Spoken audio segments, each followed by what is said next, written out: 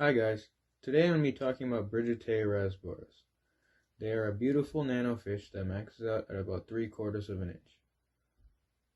They are endemic to Borneo, and in the wild they live in slow-moving backwater streams with very low pH levels. These streams are located under rainforests and are often filled with leaf litter, branches, and many semi-aquatic and terrestrial plants.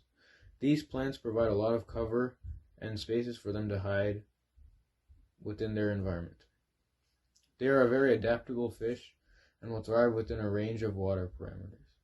I find they do best within a range of 72 to 80 degrees Fahrenheit and a pH at about 5 to 7.5. They are a great planted tank community fish, and though they are tiny, they will aggressively compete for food with larger fish.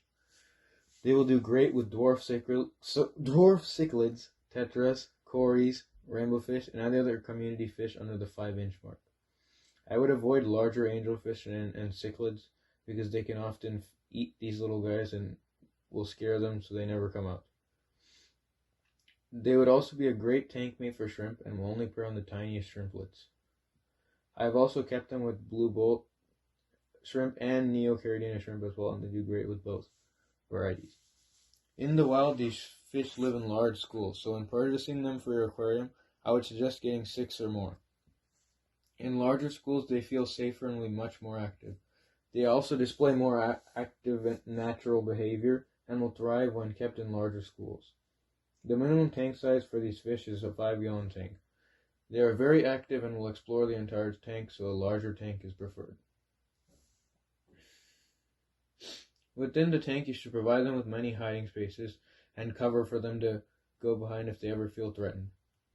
I suggest adding a lot of live plants and driftwood to provide cover. I have also found that in more tannin-stained water, with lower lighting, they have much stronger colors and will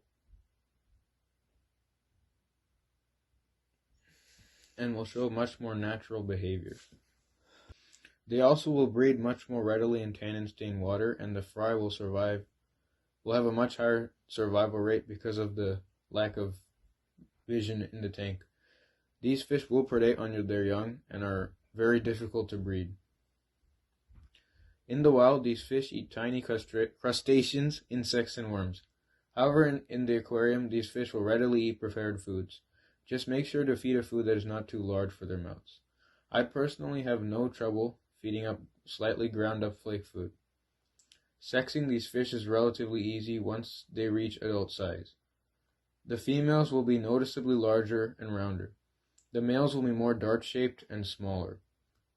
The males will also have much brighter color than the female. I have found breeding these fish to be quite difficult, and I have had very limited success. Their courtship behavior is very interesting, and the males flare at the females, vibrate around them, and show very bright colors. I've only been able to spawn these fish once in a 5-gallon tank with very tannin-stained water and peat. The peat brings the pH of the water down, which stimulates them to spawn. After they spawn, I would suggest removing the parents and trying to raise the young in very low light. The young are very tiny and will not take any prepared foods besides powdered foods and very small infusoria. These fish will take about 2 months to get around 1/4 of an inch and are relatively slow growers. After they reach about 1/2 an inch, I would move to a larger tank. These fish are a great beginner nanofish and will do well in almost any planted tank. They are very easy to take care of and very rewarding as well. Thank you for watching. Please subscribe.